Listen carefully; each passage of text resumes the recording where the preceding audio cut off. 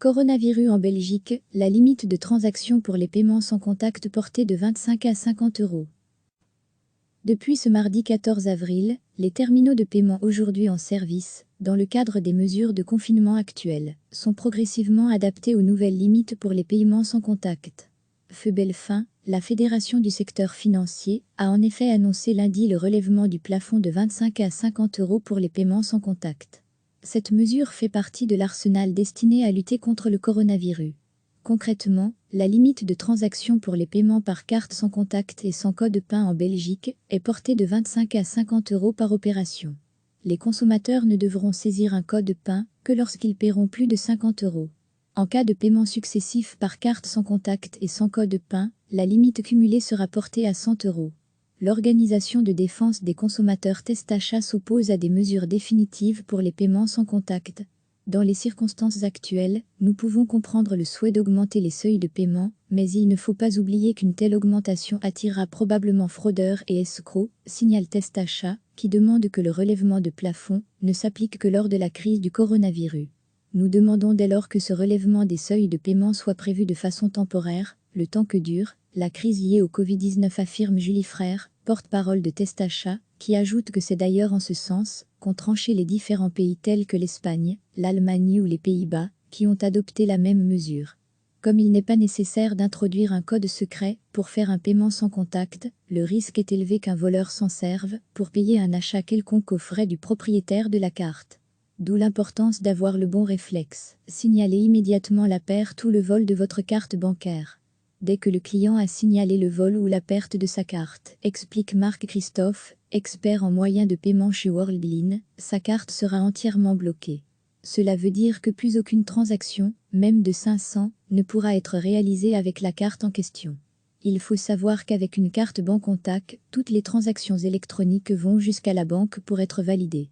Donc, une fois que la carte est bloquée, plus aucune transaction ne peut avoir lieu. Reste l'intervalle entre le moment où la carte est volée ou perdue et le moment où elle est signalée volée ou perdue et bloquée. Il y a là un angle mort et donc un risque. Mais c'est un risque limité, rassure Marc Christophe. La protection mise en place consiste d'abord à limiter le nombre limité de transactions successives possibles sans contact, c'est-à-dire sans code PIN. En l'occurrence, il s'agit de 5 transactions maximum. Par ailleurs, le montant maximal est de 50 € en général. En général, parce que certaines banques peuvent proposer un montant supérieur à leurs clients. Il est donc essentiel de réagir vite.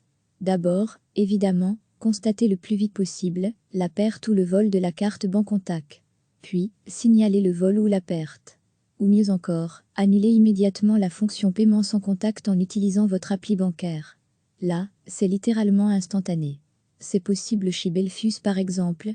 29% des blocages de cartes se font par les applis smartphone ou sur Internet. En cas de vol, explique Sophie Aoué, on va recommander de bloquer cette fonctionnalité via son appli sur son smartphone, mais surtout, on va insister sur le fait que chaque client doit immédiatement bloquer là où les cartes perdues ou volées, ce qui est également possible par téléphone ou en agence. Un numéro à avoir toujours sur soi, carte sto 0703444344 même depuis l'étranger. En cas de vol, il est également important de faire une déclaration à la police. Recevez chaque matin l'essentiel de l'actualité. Depuis ce mardi 14 avril, les terminaux de paiement aujourd'hui en service, dans le cadre des mesures de confinement actuelles, sont progressivement adaptés aux nouvelles limites pour les paiements sans contact. Feubelfin, la Fédération du secteur financier, a en effet annoncé lundi le relèvement du plafond de 25 à 50 € pour les paiements sans contact. Cette mesure fait partie de l'arsenal destiné à lutter contre le coronavirus.